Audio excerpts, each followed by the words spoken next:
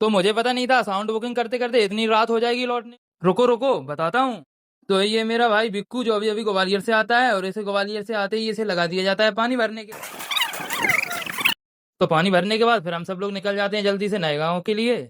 हम लोगों को नए गाँव से साउंड बुकिंग करना था। फिर हम लोग पहुंच जाते हैं मंदिर पर, क्योंकि कुछ भी काम करने से पहले बजरंगबली के दर्शन करना जरूरी होता है, उससे सारे काम शुभ हो जाते हैं। जब तक हम कर रहे हैं बजरंगबली के दर्शन, तब तक आप इस चैनल को करें सब्सक्राइब, वीडियो करें लाइक और बेल आइकन पर क्लिक करें, जिससे मेरी नई वीडियो आप तक पहुंच सके। और कमेंट में लिखें जय श्री राम, बजरंगबली आपकी सारी मनोकामनाएं पूरी करेंगे। फिर हम बजरंगबली के दर्शन करने के बाद चलने लगते हैं नए गाँव की तरफ।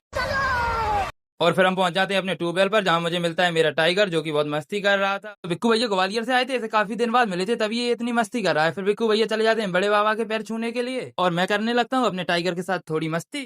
थोड़ी देर में फिर हम लोग निकल जाते हैं नए गाँव की तरफ।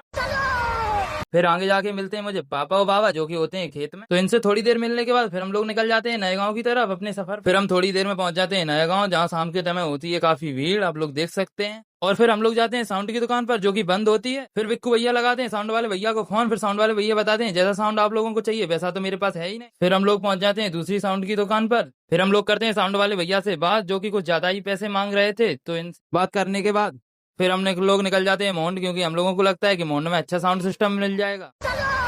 मुझे मिलता है रास्ते में सगरा का हॉस्पिटल, जो कि अभी कुछ दिन पहले ही बना है, देखने में भी काफी अच्छा लग रहा है। और फिर मुझे आगे मिलता है पांडरी वाले बाबा का मंदिर। फिर हम लोग पहुंच जाते हैं मोंड पर, मोंड पे भी कोई अच्छा साउंड वाला मिल ही नहीं रहा था। तो ये है मोंड सरकार का मंदिर। फिर हम लोग निकल आते हैं मोंड से वापस नए गाँव की तरफ। फिर हम लोग जाते हैं नए गांव में रोहित की दुकान पर। ये देखिए रोहित बैठे बैठे चला रहा था मोबाइल। फिर हम लोग लेते हैं रोहित से अपने लिए पेप्सी। फिर नए गांव में मिलता है अतुल, तो थोड़ी देर करता हूँ मैं उससे बात। और उससे बात करने के बाद फिर साउंड बुकिंग करने के बाद हम लोग निकल आते हैं नए गांव से। और अगर आप लोग जानना चाहते हैं हम लोग किस लिए साउंड बुक कर रहे हैं, तो मेरी नेक्स्ट वीडियो जरूर देख। फिर मैं थोड़ी देर में पहुंच जाता हूँ हार में, जहाँ पे पापा डाल रहे थे पेड़ों में पानी। फिर पापा हमें बताते हैं घर लेकर आना था, तो हम लोग निकल जाते हैं घर लेने के लिए।